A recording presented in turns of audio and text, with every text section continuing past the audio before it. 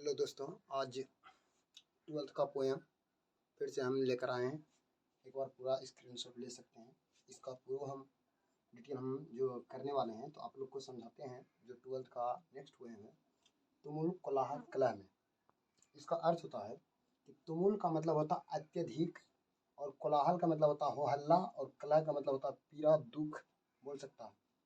इसका मतलब तुमुल कोलाहल अत्यधिक, इसका मतलब अत्यधिक हो हल्ला या मतलब अत्यधिक पीड़ा से गुजर रहा। अब इसमें जो है ना, लेखक इसका है, लेखक परिचय में पहला लेखक है जयशंकर प्रसाद, और जन्म हुआ था इनका 30 जनवरी 1889 ईस्वी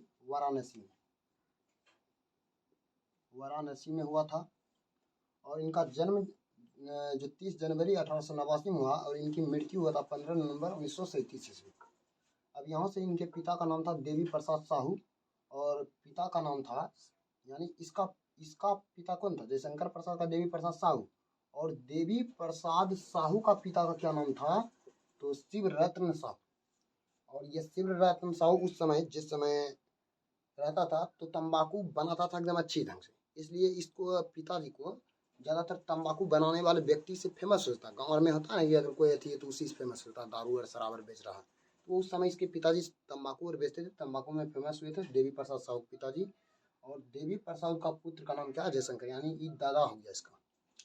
शिक्षा था 8वीं तक यहीं पढ़ा था, गाँव में ही रहा था। और भाई इसका जो ज्येष्ठ बड़ा भाई था, इसका नाम था शंभू रत्न था। और 12 वर्ष में ही इनके पिता का मृत्यु होगा। जब जयशंकर प्रसाद का एज लगभग 12 वर्ष हुआ तो इनका पिताजी स्वर्ग लोक सुधार गए। और पुनः पुनः 2 वर्ष, यानी पिता का मृत्यु हुआ और 2 वर्ष के बाद इसकी माता का भी मृत्यु निधन हो जाता है। और इनकी कुछ खास रचनाएं, जो रचनाएं चित्रधारा और कामयानी और आंसू और लहर, इस तरह काव्य संग्रह है। राह में इंद्रजाल है, आकाशदीप है, जो आप लोग को दिखाई नहीं दे रहा, ये भी बोल सकते हैं ना। चलो देखो, इस पोएम में हर एक पोएम पर लगभग 12th का तो वीडियो बनाए किए हैं, फिल्म बनाए किए हैं। इस पोएम पर हर एक जो सिंगर होता है वो अलग अलग गीत है। ये तुमुल कोलाहल कला क्या है तो पूछेगा तो ये गीत है। और ये गीत गाने वाला इस पोएम में कुछ पंक्ति है, उस पंक्ति को समझना। और इस पहला जो इसका पात्र है मनु, इस कविता जो बना है स्पेशल, इसमें कुछ पात्र है, और पात्र का मान रखना होगा, आपको याद रखना होगा। इस पहला जो पात्र है उसका नाम है मनु। पूछेगा यह मनु किसका प्रतीक होता है, तो बताना आपको मन का प्रतीक जो है ना मनु है। मनु एक राजा है, और उसकी पत्नी का नाम क्या है? शारदा। इसकी पत्नी का नाम क्या है? शारदा। और पूछेगा शारदा किसका प्रतीक है, तो ये हृदय का प्रतीक है।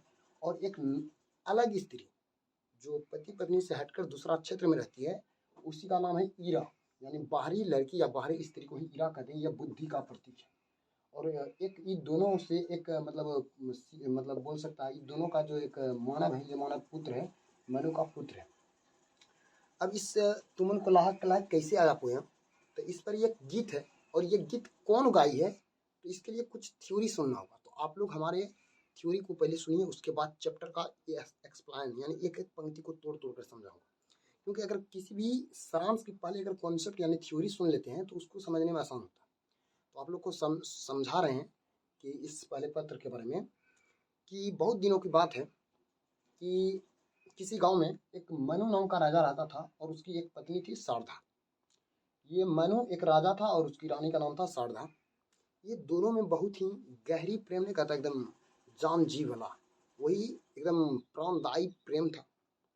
कुछ वर्षों तक अपने राजमहल में दोनों सुखी से रह रहे थे। मनु और शारदा रहते रहते रहते कई वर्षों के बाद शारदा लगभग गर्भवती हो जाती, और गर्भवती होने के पश्चात इस शारदा को लगती है कि जो मेरे पति हैं वो हमको अब बहुत कम प्यार करने लगे। तो इसीलिए कम करते थे क्योंकि मनु को ज़्यादा टेंशन रहती थी, इधर उधर राज का संभालना है, उसको उतना ध्यान नहीं दे पाती थी। तो शारदा को लगता एक दिन कि जितना पहले हमको पति प्रेम करते थे उतना आप प्रेम नहीं करने लगे। तो इसके लिए शारदा एक दिन दोनों में मतलब आपसी विवाद हो जाता है, और आपसी विवाद होने के कारण ये दोनों आपस में खुद उसकी पत्नी बोल देती है कि आप हम मतलब इतना हमसे कम प्रेम करने लगे। यही आपसी विवाद हो जाता है गर्भवती के समय ही। तो एक दिन गुस्सा से एक वर्ड स्त्री का देखो पुरुष का नेचर बदल देता है। तो यही पत्नी इसको जब ये बात बोले तो मनु एक दिन सुबह ही गुस्से से सुबह से ही घर से निकल गए, अपने राजमहल छोड़कर निकल गए। और जाते जाते जाते जब अपने गांव से अपने मतलब राज्य से जब बाहर निकला तो कुछ दूरी पर जंगल के रास्ता से गुजरते गुजरते एक पीपल का वृक्ष था, और इस पीपल के वृक्ष के साइड से ही इधर एक जाने वाला रास्ता गुजरता था। और यहाँ पर एक जो है ना राजकाज चलाने वाली, एक तरफ से बोल सकता है कि राजकाज चलाने वाली एक ईरा नाम की स्त्री थी। उस इसका पिताजी और लगभग मम्मी नहीं थी, यानी कोई भाई नहीं था। तो पूरे राजकाज को संभालने वाली यही ईरा लड़की अपने राजकाज को संभालती थी। तो इसी पीपल के गाछ के द्वारा जाते जाते अपने राजमहल से जब इधर प्रवेश करता है, तो इसके राज में जब कौन मनु जब ईरा की राज में प्रवेश करता है तो ईरा से राजकाज संभल नहीं रहा था। तो ये आखिर राजा था, देखने में लग रहा था एकदम हट्टा कट्टा, एकदम सुंदर लग रहा था। तो इसके राज्य में प्रवेश जैसे किया ना, तो इसको सब पकड़कर अपने मतलब महारानी के यहाँ ले गई, ईरा के यहाँ। और वहाँ लेकर जाता है तो इसका पूछताछ करता, लेकिन ये बताता नहीं कि हम राजा हैं। तो इस तरह उनकी राज्य काज को संभालने लगा कि मनु वहाँ जाकर ईरा से नहीं संभल रहा था राजकाज। तो इसके लिए अलग अलग जो सिपाही होता है, सेना के एक बल होना चाहिए, सेनापति बनाना, ये सब क्रिया वहाँ ईरा के राजमहल में पूरा व्यवस्था कर दिया। अब यहाँ से बात आया कि जो ईरा है, आगे मनु और ईरा मिलकर उस राज्य को पूरी ढंग से सुसज्जित कर दिया, सजा दिया और अच्छी ढंग से रहने लगा। रहते रहते कुछ महीनों या कुछ साल बोल सकते हैं कि बाद दोनों में मतलब आपसी प्रेम हो जाता है। आपसी प्रेम ईरा आखिर नहीं करती, लेकिन मनु ई बलजोबरी कहता कि हम आपसे शादी करेंगे, यानी प्रस्ताव रखता विवाह का। लेकिन ये ईरा इनकार कर देती है, मनु से विवाह करने में इनकार करती है, जिसके कारण मनु गुस्सा में ईरा के हाथ पकड़कर उसके महल से घींच कर ले जाने लगता है। इतने में वहाँ की जितने भी सेना था और सेनापति था, और ऐसी स्थिति को देखकर सब मिलकर सेनापति और सेना मिलकर ईरा का हाथ मनु के हाथ से छुड़ाता है और उसको बहुत पीटता है।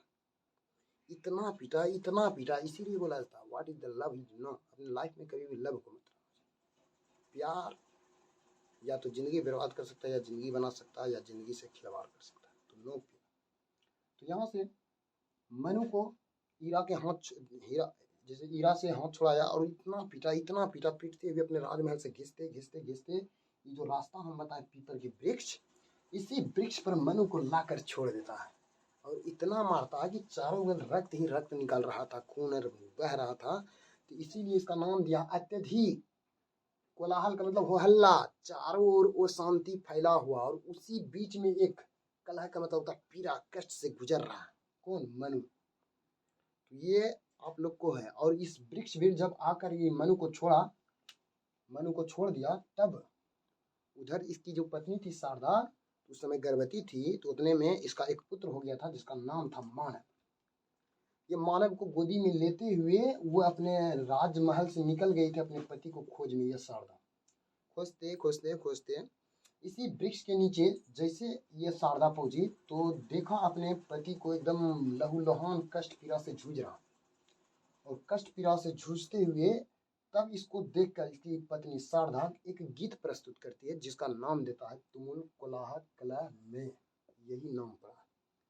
अब यहाँ से गीत कौन गा रही है? शारदा अपने पति को देखकर गीत गाई थी। इसका मतलब समझ में आ जाना चाहिए कि जो गीत ये तुमुल कोलाह पूरा पंक्ति लिखा गया है, ये गाया गया है, शारदा गाई है। और किसके लिए गाई? अपने पति के लिए, मनु के लिए गाई। अब यहाँ से कैसे वो गीत को प्रस्तुत करती है, तो वही पंक्ति अब हम किताब से पढ़ रहे हैं। आप लोग को हर एक पंक्ति को समझना है। ये हम पूरा सटीक था आप लोग को समझने के लिए। अगर इतना को कोई डाउट होगा तो कमेंट करके जरूर पूछेगा। अब यह अपने पति को क्या समझाती, क्या बोलती है कि आपको नहीं करना चाहिए, क्या नहीं करना चाहिए, कितु भी हो जाए ये मन को बात नहीं मानना चाहिए। यही अब शारदा अपने पति को समझाती हुई पंक्ति लिखते हैं और बोलते हैं। पहला पंक्ति बोल रहे हैं कि तुमुल कोलाह कलह में। तो तुमुल कोलाह का मतलब अत्यधिक पीड़ा से गुजरते हुए इसकी मनु पति, मैं हृदय की बात रे, इसकी पत्नी बोलती है कि आपको कितु भी हमने घर पर दुख तकलीफ या कुछ भी दो शब्द बोला, तो आपको उस समय किसकी बात सोचना चाहिए? मन की बात नहीं, क्योंकि मन किसका प्रतीक है? मन का प्रतीक। ये पात्र का हेडिंग वाला समझना होगा, ये मन का प्रतीक है। आप अपना मन में आया कि घर से आज जाएंगे, बस घर से चले, तो मन की बात आप सोचें, और मन के कारण ही आज आप इस हाल में। अगर उसी समय घर में ही आप अपना हृदय की बात सोचते हैं, तो आज आप इस हालत में नहीं होते। किस हालत में? वही दुख पीड़ा से एक मार मार कर सेना जब कूट देगा उस हालत में नहीं होता। कब? किसकी बात सोचता?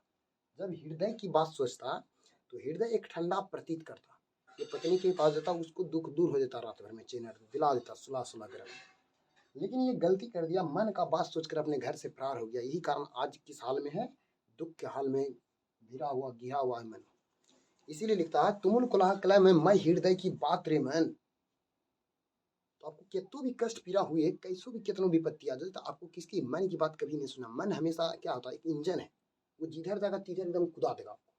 लेकिन आपको तो हृदय से बुद्धि लगाना चाहिए कि नहीं, पक्का पर से कूदेंगे तो गोड़ हाथ टूट जाएगा, तो ऐसा सोचना चाहिए। लेकिन वो नहीं सोचा, इसलिए वो घर से निकल गया। इसलिए शारदा अपने पति को समझाते हैं और बोलती है आगे, अगला पंक्ति, विकल होकर नित्य चंचल खोजती, जब नींद के पल चेतना थकसी, तब मैं मलय की बात।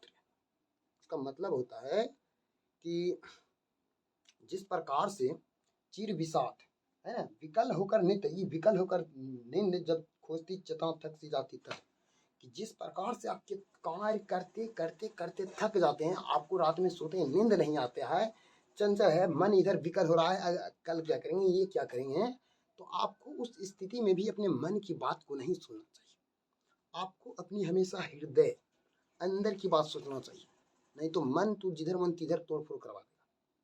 तो उस स्थिति में भी अगर हृदय की बात सोचता है तो शारदा उसके जगह पर आती, उसको नींद, अच्छी नींद आती। और मलय की बात की, जिस प्रकार से मलय पर्वत पर जब जहाँ चंदन की लकड़ी होता है वहाँ एकदम ठंडी ठंडी हवा बहती, एकदम नींद आ जाता है, तो ये बताता है उसी के भांति आपको ठंडक महसूस करती, एकदम अच्छी तरह से आपको नींद आता। किस? कब? जब आप हृदय की बात सोचते हैं। जब आप हृदय की बात सोचते हैं तो उसी जो मलय पर्वत की भांति आप लोग को वहाँ ठंडा बहती हवा, उसी हवा के झोंके में आपको हम सुला देते। जब आप हृदय की बात सोचते, मन की बात सोचते तो नहीं।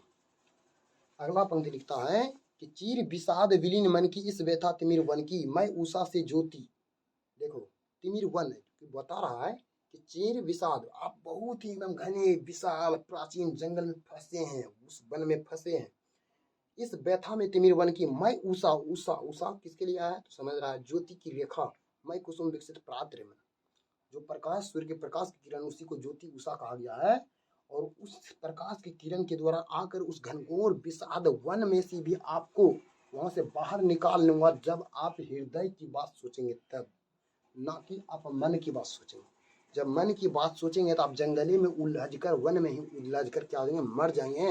लेकिन जब आप हृदय की बात सोचेंगे तो मैं आपकी पत्नी शारदा आऊंगा, सूर्य की किरण की ज्योति बनकर आपको रास्ता दिखाते हुए आपको वहां से बाहर लेकर आ जाऊंगा। आपको हृदय की बात सोचना चाहिए, ना कि मन की बात। अगला पंक्ति लिखते हैं, जहां मरु ज्वाला धधकती, देखो यहाँ लिखा है, जहां मरु मरु ज्वाला धधकती, जो राजस्थानी क्षेत्र है, बल्लू वाला क्षेत्र है, वहां जाने पर तापमान रहेगा तो वो भी एकदम धाव धाव बेगेगा, और आप जल रहे हैं तो उस जलने में भी आपको उस कष्ट पीड़ा रहेगा। तो आपको मन की बात नहीं सोचना चाहिए, आपको हृदय की बात सोचना चाहिए। जब हृदय की बात सोचेंगे तो मैं आसमान में जाऊंगा, घनघोर बादल बनकर बारिश करा दूंगा, आपको ठंडक प्रदान करूंगा, एकदम ठंडक बनाकर वहां से लेते चले जाऊंगा।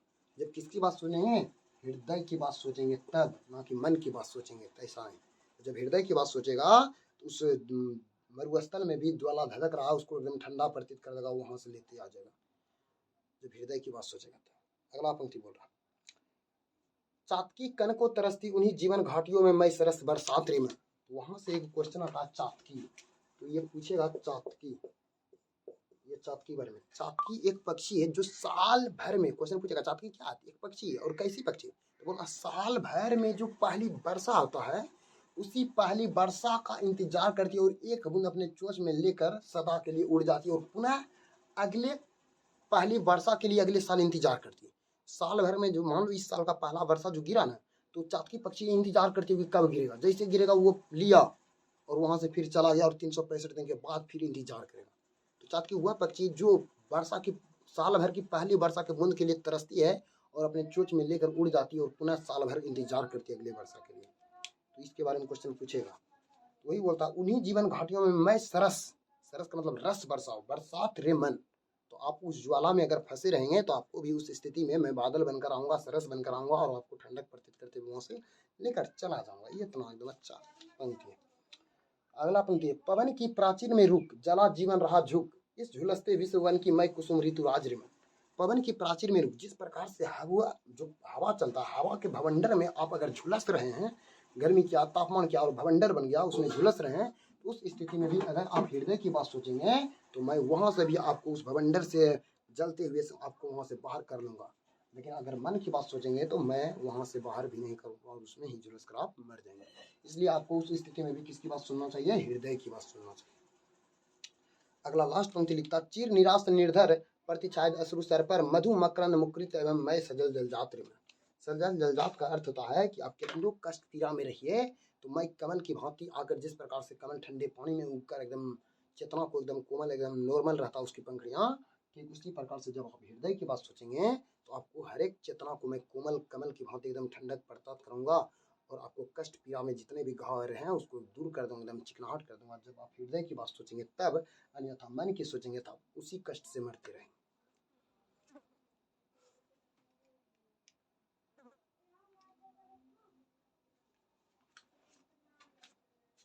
तो आप लोग को ये वाला पंक्ति याद होना, चिर निराशर निर्धर प्रति अश्रु मकरुंद मकरिंद मैं सजल जलजात रे, मन हो गया। अगला पंक्ति सुना रहे हैं। चलो इतने के था, एक बार फिर से समझ लो इस पंक्ति के माध्यम से क्या कहना चाहता था। ये बोलता है कि इसमें एक सारधा है, इस पूरा कॉन्सेप्ट समझा रहे हैं कि ये पूरा पंक्ति का व्याख्या आएगा तो बोलना कैसे। तो बोला कि अगर आप हृदय की बात सोचते हैं तो आपको इस संसार में हर एक जगह उपाय मिल जाएगा, या कष्ट में रहेंगे तो आपको कुछ न कुछ दबाव मिल जाएगा इस तरह। लेकिन मन का बात अगर सोचते हैं किसी भी संकट विपत्ति में तो आपको हानि ही होगा। इसमें मनु को जब मन की बात सोचा तो आज वो कष्ट पीड़ा से गुजर रहा था, लेकिन इसी बात को समझाने के लिए उसकी पत्नी शारदा समझाती है कि हमेशा आपको हृदय की बात सोचना चाहिए। आप मन की बात सोचकर घर से भाग गए, आज आप इस हालत में, इसका मेन कारण क्या? आपका मन। तो आपको कितना कष्ट पीड़ा रहे तो आपको हमेशा अपनी मन की नहीं बल्कि हृदय की बात सोचना चाहिए। जब हृदय की बात सोचेंगे तो आपको हर एक समस्या का हल मिल जाएगा। और इस स्थिति में अगर आप कहीं घने जंगल में फंसे हैं तो हम प्रकाश की किरण ज्योति बनकर आपको रास्ता दिखा दूंगा। तो इस तरह व्यक्तियों को किसकी बात सोचना चाहिए? अपने हृदय की, ना कि मन की सोचना चाहिए। तो अगर कोई दिक्कत प्रॉब्लम होगा तो कमेंट कर कर जरूर बताइएगा कि हाँ सर यहाँ इस पंक्ति में यहाँ प्रॉब्लम है, तो हम पंक्ति को फिर से समझेंगे। होता है क्या, थोड़ा सा मतलब कुछ न कुछ आवाज़ इस साउंड नहीं हो रहा है, इसलिए दूसरा माइक चेंज करेंगे। तो पहला हम क्वेश्चन देख लेते हैं, हृदय की बात का क्या कार्य है। तो यहाँ लिखा है हृदय की बात का क्या कार्य है कि जब हृदय से कोई भी चीज को सोचते हैं हर एक समस्या का हल हो जाता है। तो यहाँ हृदय शारदा का प्रतीक है और कितनों भी कष्ट पीड़ा में रहे मनु उसको वहां से बाहर करने की कोशिश करता है। हृदय का बात यही था। आगे कविता में उषा की किस भूमिका का उल्लेख किया गया? कविता में उषा, उषा का मतलब होता है प्रकाश की किरण। अगर उस मन किसी घनघोर जंगल में भी अगर फंस जाएगा तो उस स्थिति में अगर हृदय की बात सोचेगा तो, सॉरी ये वीडियो को हम कट कर रहे हैं क्योंकि ये हल्का प्रॉब्लम चल रहा है अभी। तो अगर इस स्थिति में अगर सोचेगा तो उस वहाँ उषा की ज्योति बनकर वो रास्ता दिखाकर वहां से उसको क्या कर लेगा? बाहर कर लेगा। इस तरह आगे बोलते हैं अगला कि चातकी किसके लिए तरसती है? आप लोग को अभी बताए ना, यहाँ लिखो कि देखो चातकी तो साल भर में पहली वर्षा की बूंद के लिए चातकी तरसती है और पहली वर्षा के बूंद को, एक बूंद को चोंच में लेकर वहां से सदा के लिए उड़ जाती है। तो इस तरह था, कोई दिक्कत नहीं, आगे बता दूंगा क्योंकि ये डाउन हो चुका है।